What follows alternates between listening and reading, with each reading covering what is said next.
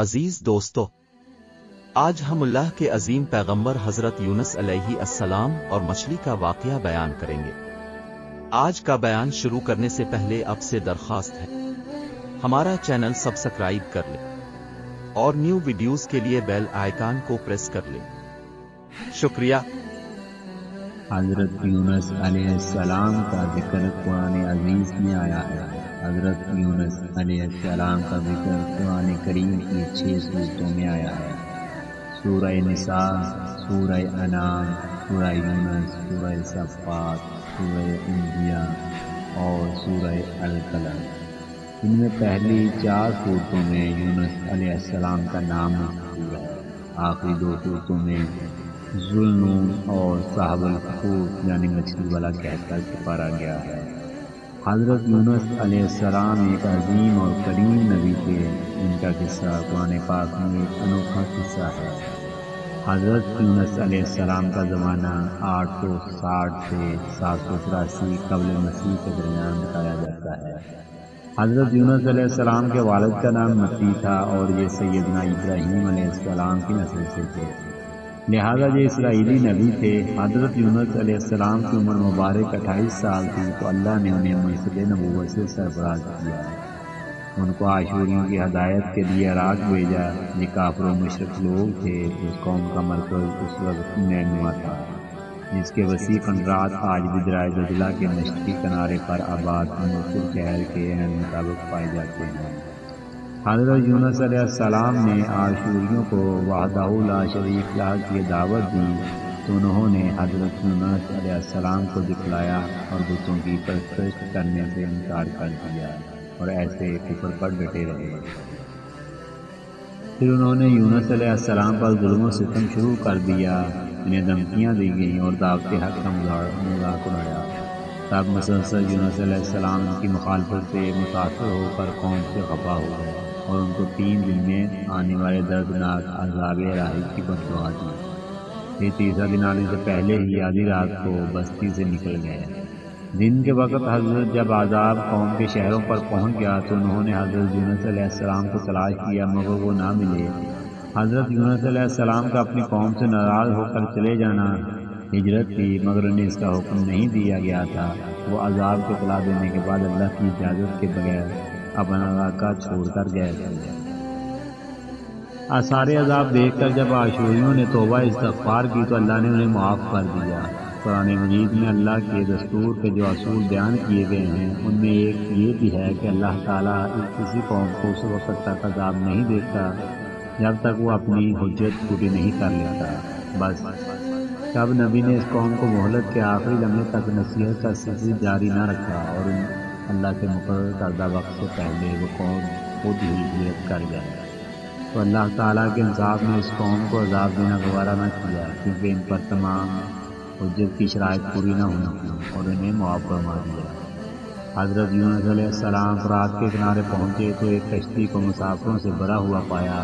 حضرت یونس علیہ السلام کشتی میں سوار ہو گئے اور کشتی نے لنگر اٹھا لیا۔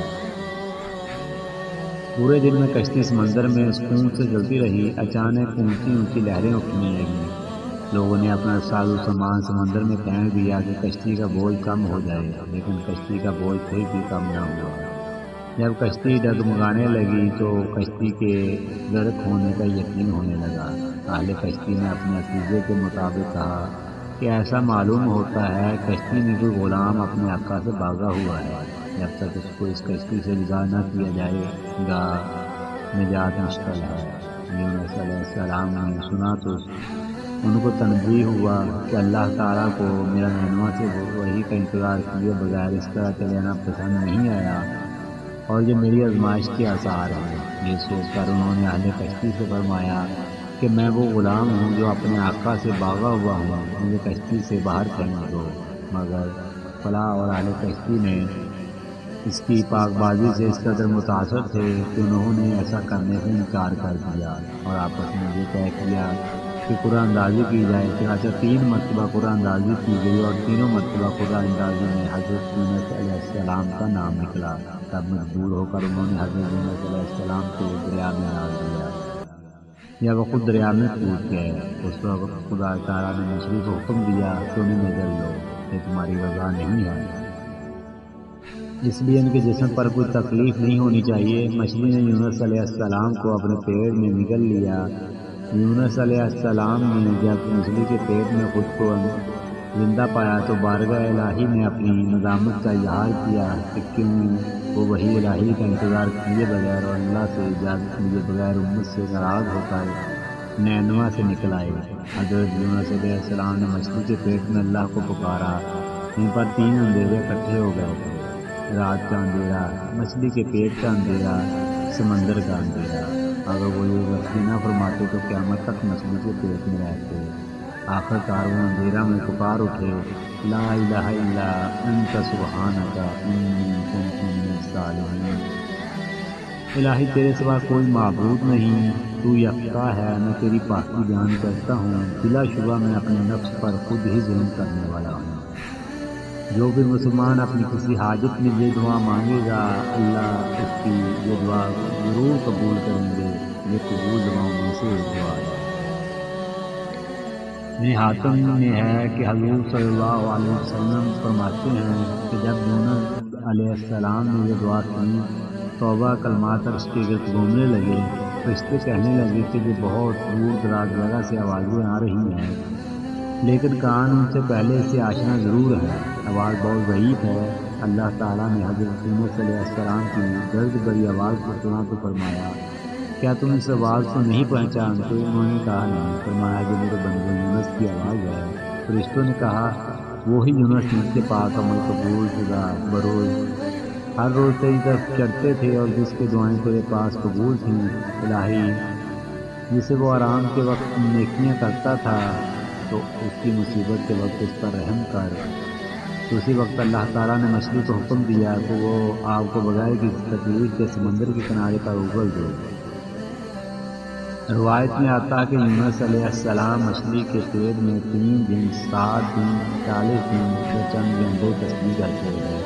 چنانچہ مچھلی نے اللہ کے حکم سے سمندر کے کنارے پر ابل دیا۔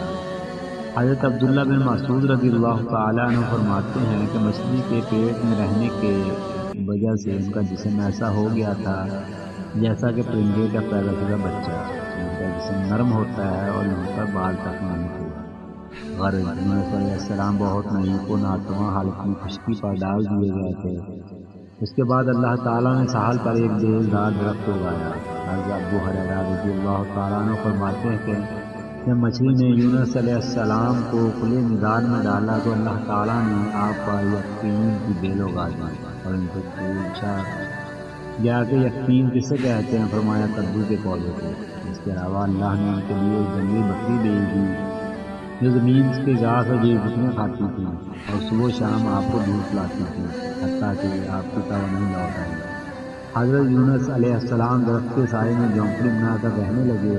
چند دنوں بعد ایسا ہوا کہ اس بیل کی جڑ میں اللہ تعالیٰ کی طرف سے کیڑا لگ گیا اور اس نے جڑ کو کاٹ ڈالا۔ جب جڑ کو کاٹ ڈالا سوکھنے لگی تو یونس علیہ السلام کو بہت دکھ ہوا۔ تب اللہ تعالیٰ نے وحی کے ذریعے ان کو مخاطب کیا اور فرمایا تم اس بیل کے سوکھنے پر کتنا غمی کا اظہار کر رہے ہو جو ایک حقیر سی چیز ہے، مگر تم نے یہ نہ سوچا کہ نینوا کی 1,00,000 سے زائد آبادی جس میں انسان بستے ہیں اور ان کے علاوہ جاندار بھی آباد ہیں، اس کو برباد اور ہلاک کر دینے میں کیا ہم کو کوئی ناگواری نہیں ہوگی؟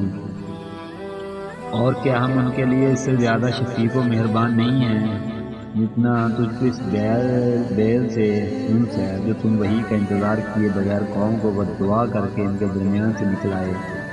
ایک نبی کی شان کے نزدیک یہ نامناسب تھا کہ وہ قوم کے حق میں عذاب کی بددعا کرتے اور ان سے نفرت کر کے جدا ہو جاتے اور وحی کا انتظار بھی نہ کرے۔ یونس علیہ السلام کی بستی چھوڑ دینے کے بعد نینوا کے لوگوں کو یقین ہو گیا تھا کہ وہ ضرور خدا کے سچے پیغمبر ہیں اور اب ہلاکت یقینی ہے۔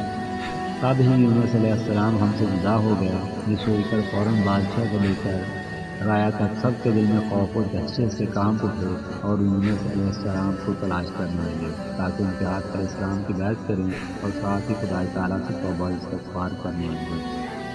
اور ہر قسم کے گناہوں سے کنارہ کش ہو کر آبادی سے باہر میدان میں نکل آئے اور بارگاہ الہی میں بلند آواز سے یہ اقرار کرتے رہے: اے ہمارے رب یونس علیہ السلام، جو تیرے پیغام ہمارے پاس لے کر آئے ہیں، ہم اس کی تصدیق کرتے ہیں اور ہم اس پر ایمان لاتے ہیں۔